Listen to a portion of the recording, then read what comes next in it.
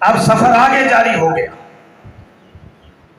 آپ اپنے راستے پر گامزن ہو گئے، چلتے جا رہے تھے کہ راستے میں کچھ بھوک محسوس ہوئی، کھانے پینے کا تقاضا محسوس ہوا۔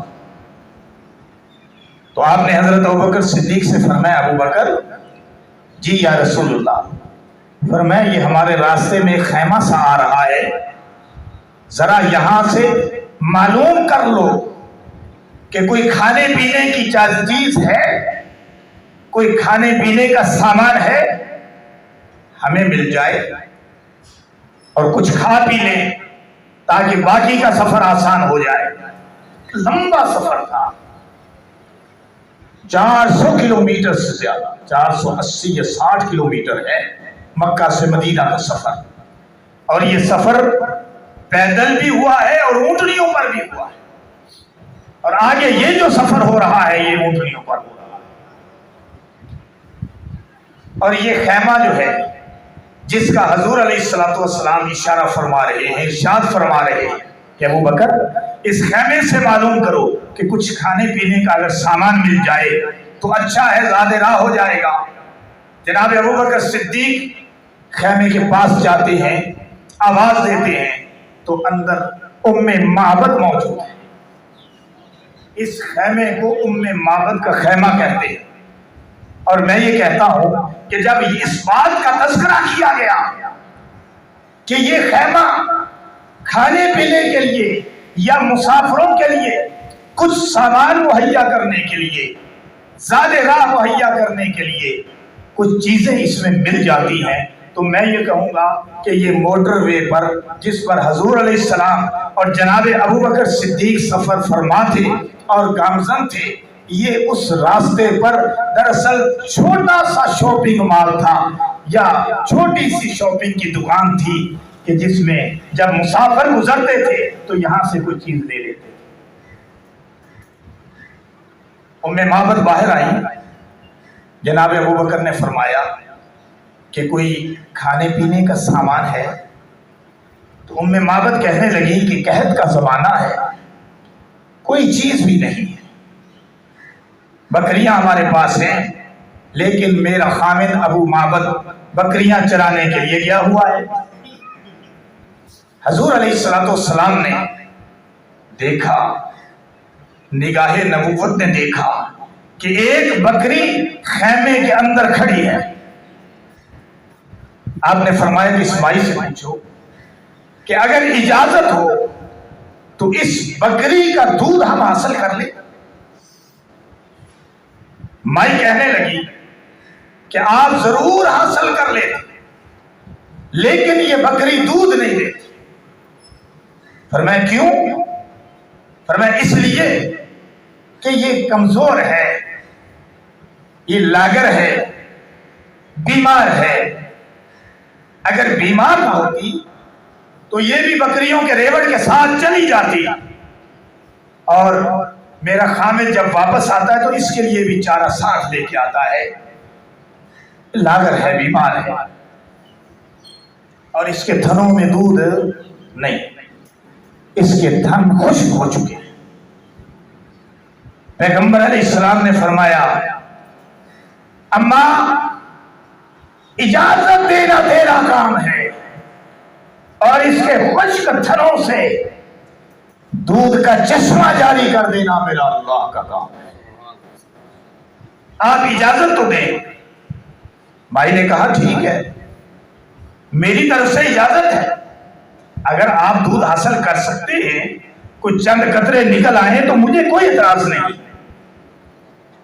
حضور علیہ الصلوۃ والسلام بکری کے پاس بیٹھ گئے اور بسم اللہ الرحمن الرحیم پڑھ کر بکری کے تھنوں کو ہاتھ لگایا،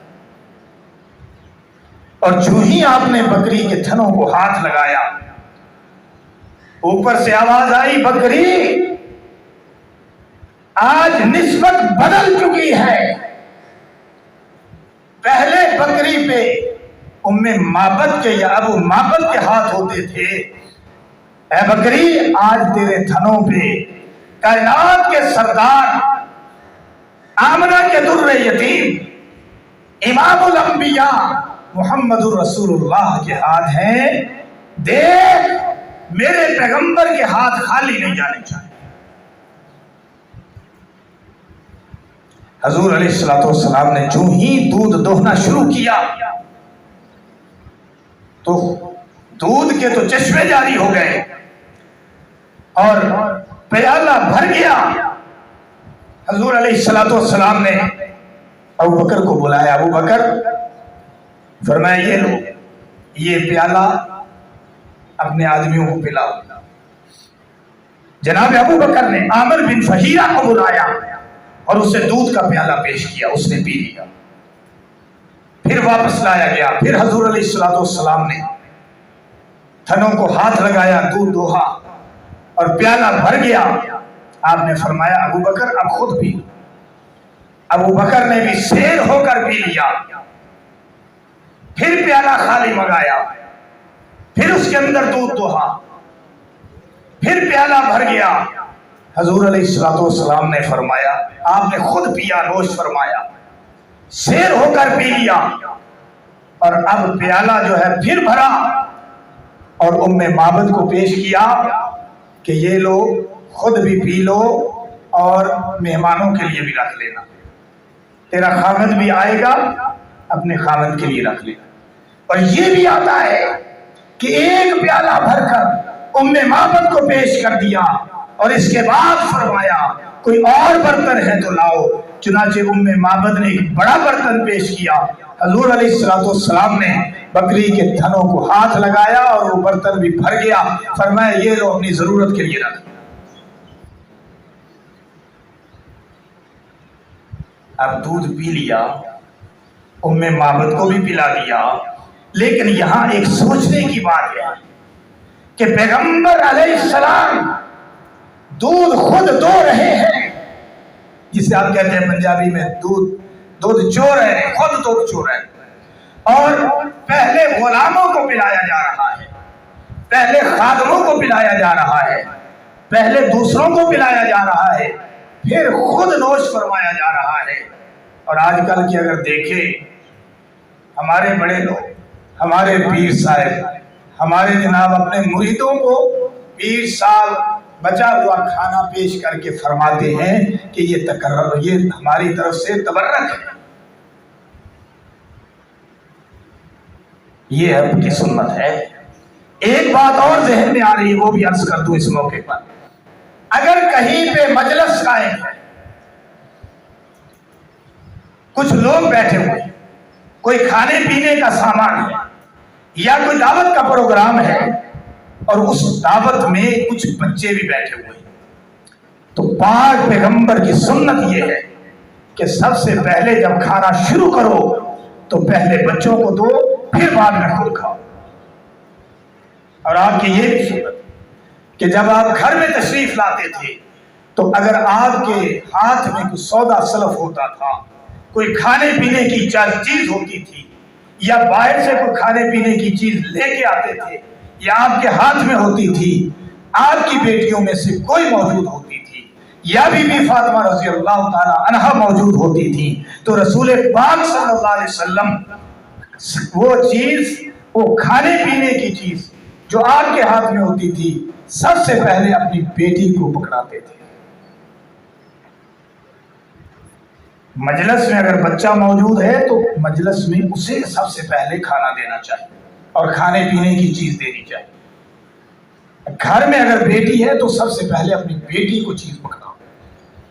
اور یہ بھی حضور پاک صلی اللہ علیہ وسلم کا معمول تھا کہ جب آپ گھر میں داخل ہوتے تھے، بی بی فاطمہ رضی اللہ تعالی عنہا آپ کا استقبال کرتی تھی، حال چال پوچھتی تھی، آپ کو لے جا کر بٹھاتی تھی اور آپ ان کو پیار فرماتے تھے۔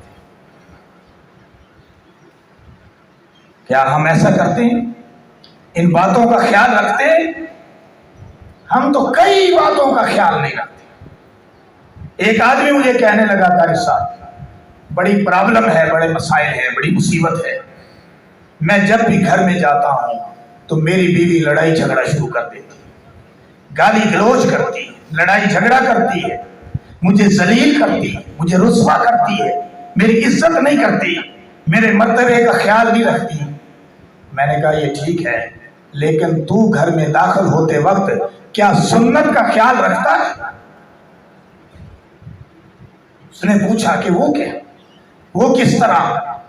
میں نے کہا جب تو گھر میں داخل ہوتا ہے تو گھر میں داخل ہونے کے وقت السلام علیکم کہتا ہے، درود شریف پڑھتا ہے، حال چال پوچھتا ہے، خندہ پیشانی سے داخل ہوتا ہے؟ کہتا نہیں۔ میں نے کہا سنت طریقہ اپنانا تیرا کام ہے اور تیرے گھر کو جنت بنا دینا میرے اللہ کا کام ہے۔ یہ ہمارے گھر جہنم اس لیے بنے ہوئے نا کہ ہم جب داخل ہوتے ہیں تو شیطان ہمارے ساتھ داخل ہوتے ہیں، اور پھر گھر میں لڑائی جھگڑا کیوں نہ ہوگا؟ پھر بیوی آگے سے تیوڑی کیوں نہ چڑھائے گی؟ پھر بیوی آگے سے کیوں نہیں جھگڑے گی؟ جب آپ سنت کے تقاضے پورے کریں گے تو پھر لڑائی جھگڑا نہیں ہوگا انشاءاللہ العزیز۔ تو آج میں یہ کر رہا تھا کہ آپ صلی اللہ علیہ وسلم اب اپنے مہمانوں کو، میزبان حضور ہے، ام معبد کا خیمہ ہے اور میزبان حضور ہے، مہمان وہ بن گئے اور میزبانی کرتے ہوئے آپ صلی اللہ علیہ وسلم آگے گزر گئے۔ بہت سارا سفر طے ہو گیا، شام کو یا کچھ وقت گزرا، ام معبد کا خامد ابو معبد گھر آیا، خیمے میں داخل ہوا، آ کر اپنی بیوی سے پوچھنے لگا، ام معبد جی یہ خیمے میں سے خوشبو آ رہی ہے، یہ کیسی خوشبو ہے؟ کون آیا تھا؟ مہمان آیا تھا؟ کون آیا تھا؟ ام معبد کہنے لگی ہاں آج بڑی برکت والے مہمان آئے تھے، آج کی برکت کا اس نے واقعہ سنایا، بکری کا واقعہ سنایا، اسے دودھ بھی پلایا۔ کہنے لگا اچھا اب مجھے کچھ اور بھی صفات بیان کرو، اور کیا کیا صفتیں تھی؟ ان کا چہرہ کیسا تھا، ان کی زلفیں کیسی تھی، ان کی چال کیسی تھی، ان کی ڈھال کیسی تھی، ان کے انداز کیسے تھے، ان کی گفتار کیسی تھی، ان کے اخلاق کیسے تھے، مجھے بتاؤ نا۔ ام معبد بولی پاکیزہ چہرہ تھا، کشادہ تھا، چہرہ چمکتا ہوا تھا، پسندیدہ خو تھی، بہترین گفتگو تھی، خوش منظر تھے، دیکھنے والا دیکھتا ہی رہ جاتا تھا، اور والا قدر تھے، قدر والی ہستی تھے، قدر والی ذات تھے، بہت بابرکت ذات تھی، ساتھی بھی کمال تھے، ساتھی بھی جانثار تھے۔ آپ صلی اللہ علیہ وسلم جو حکم کرتے تھے اس کی تعمیل کے لیے لپکتے تھے، اور آپ صلی اللہ علیہ وسلم جس بات کا اشارہ فرماتے تھے فوراً تعمیل کرتے تھے۔ ایسے تو ساتھی تھے اور ایسا وہ مہمان تھا کہ جب وہ ہمارے خیمے میں داخل ہوا اس وقت خیمہ خوشبو سے بھر گیا، اور ابھی تک خیمے میں سے خوشبو آ رہی ہے۔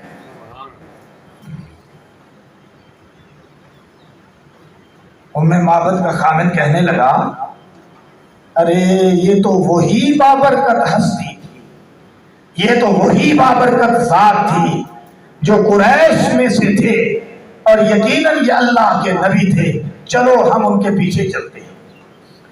چنانچہ میاں بیوی نے سامان باندھا، خیمے کو لپیٹا، حضور علیہ السلام اور آپ کے ساتھیوں کے پیچھے چل دیے۔ ابھی تھوڑی دیر ہی گئے تھے کہ یہ پیچھے پہنچ گئے اور حضور علیہ السلام پر، آپ کے دست نبوت پر ایمان لا کر مشرف اسلام۔ اب سفر جاری تھا اور مدینہ قریب آ رہا تھا، مدینہ ادھر قریب آ رہا تھا اور ادھر مسلسل کئی روز سے مدینے والے آپ کا انتظار کرتے تھے۔ صبح صبح آپ کے انتظار میں گھروں سے نکل آتے تھے اور آ کر حضور علیہ السلام کا انتظار کرتے تھے کہ کب وہ آ رہے ہیں، کب آ رہے ہیں، کب آ رہے ہیں۔ حضور علیہ السلام کا انتظار تھا، پتہ تھا، اطلاعیں پہنچ چکی تھی کہ دو جہانوں کے سردار اب مدینہ پاک میں قدم رکھنے والے ہیں، اور پھر یہ صرف یثرب نہیں رہے گا بلکہ یہ مدینہ النبی بن جائے۔ آپ صلی اللہ علیہ وسلم جب مدینے میں داخل ہوئے تو سب سے پہلے جو بستی آئی ہے اس بستی کا نام ہے بستی قباء۔ قباء کے مقام پہ آپ اترے. جب آپ اترے تو چھوٹی چھوٹی بچیاں تھیں اور پھر مستورات تھیں اور پھر جو ہے وہ بے شمار لوگ تھے جو آپ کے استقبال کے لیے موجود تھے. حضور علیہ الصلوۃ والسلام کا استقبال کیا. انہوں نے اپنے طریقے کے مطابق، اپنے رواج کے مطابق حضور علیہ الصلوۃ والسلام کے شایع نشان مرحبا مرحبا کی آوازیں تھیں. خوش آمدید خوش آمدید پکارا جا رہا تھا. اور چھوٹی چھوٹی بچیاں جو ہیں وہ گیت گا رہی تھی دف پر. طلع البدر علینا من ثنیات الوداع وجب الشکر علینا ما دعا للہ داعی.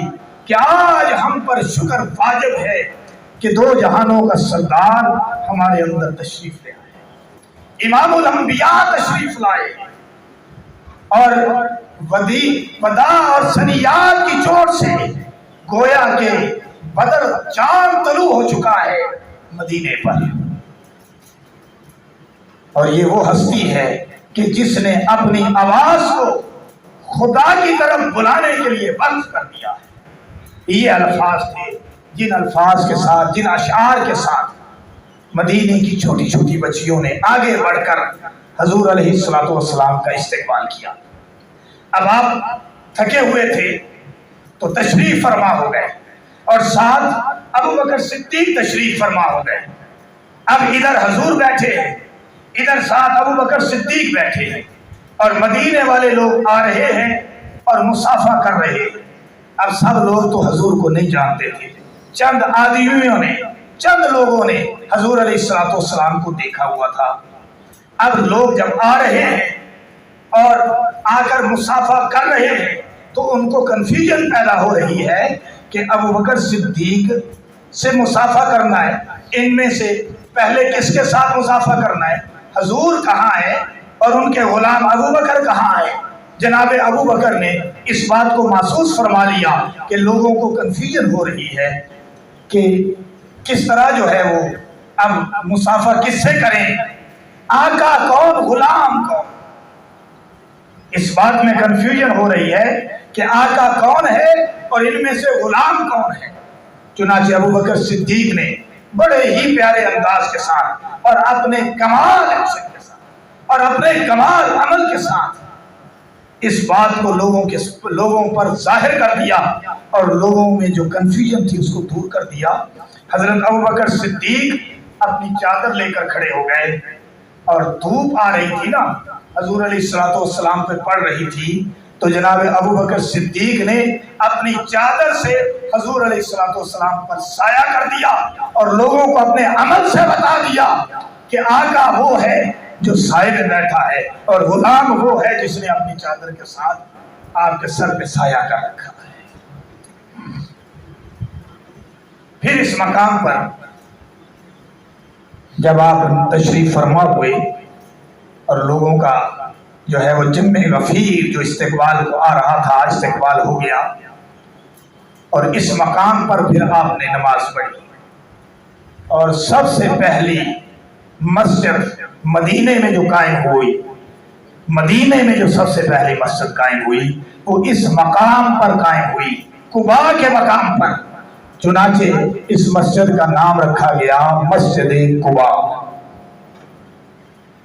مسجد نبوی سے پہلے، مسجد نبوی بعد میں، مسجد قباء پہلے.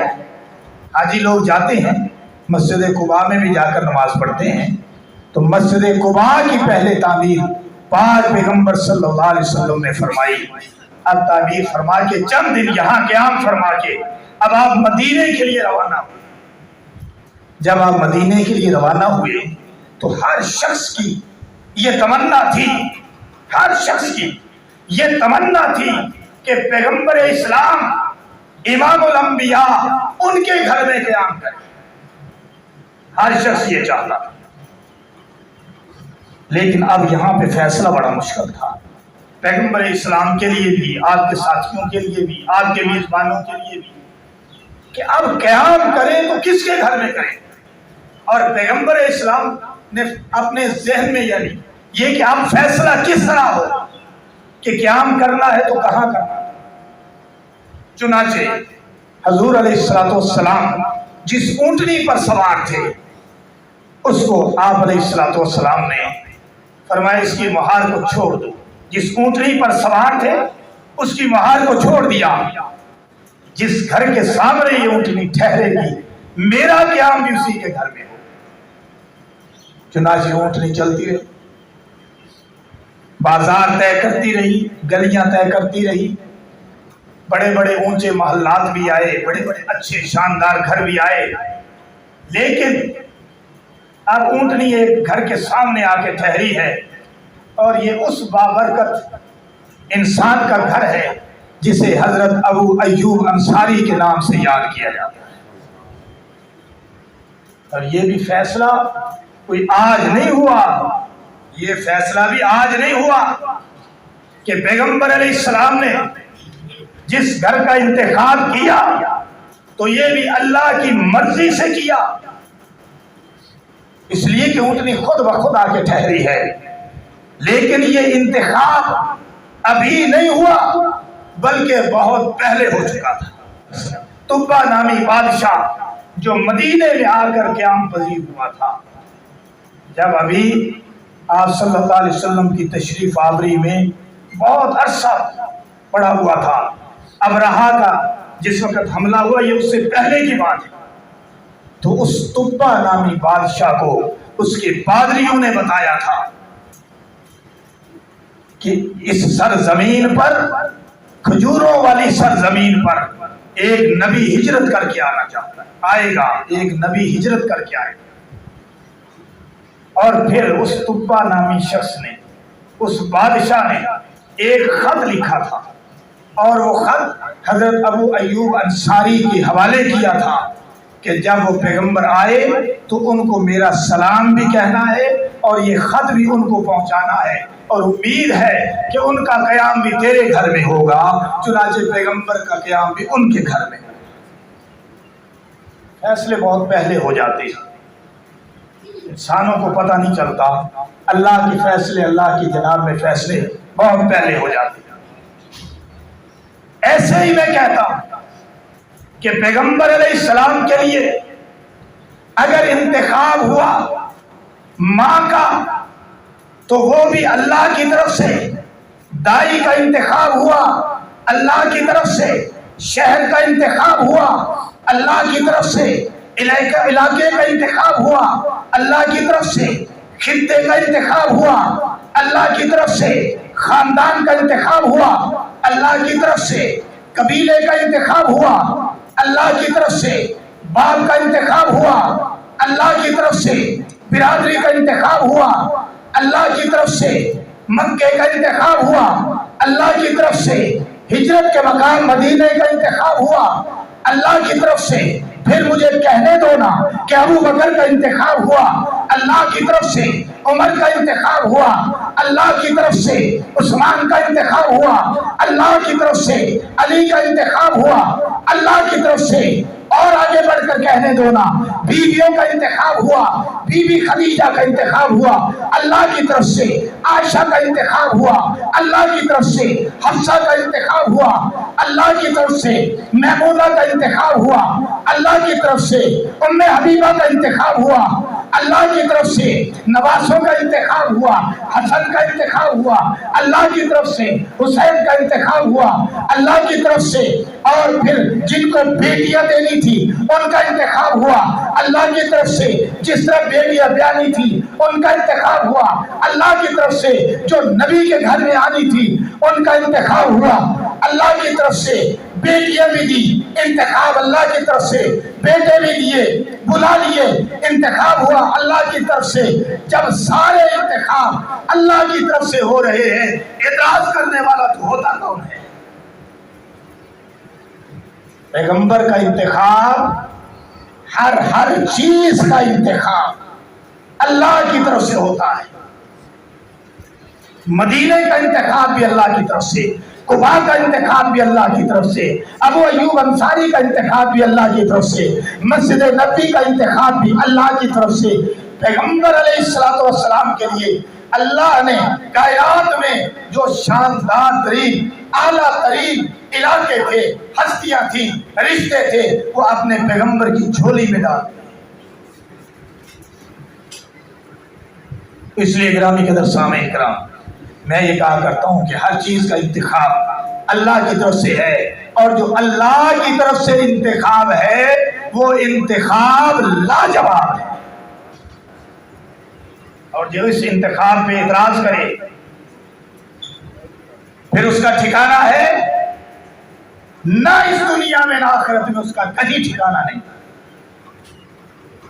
پھر آپ علیہ السلام نے مسجد نبوی کی تعمیر فرمائی، اور مسجد نبوی کی تعمیر میں آپ علیہ السلام نے مسجد قباء کی تعمیر کی طرح خود حصہ لیا.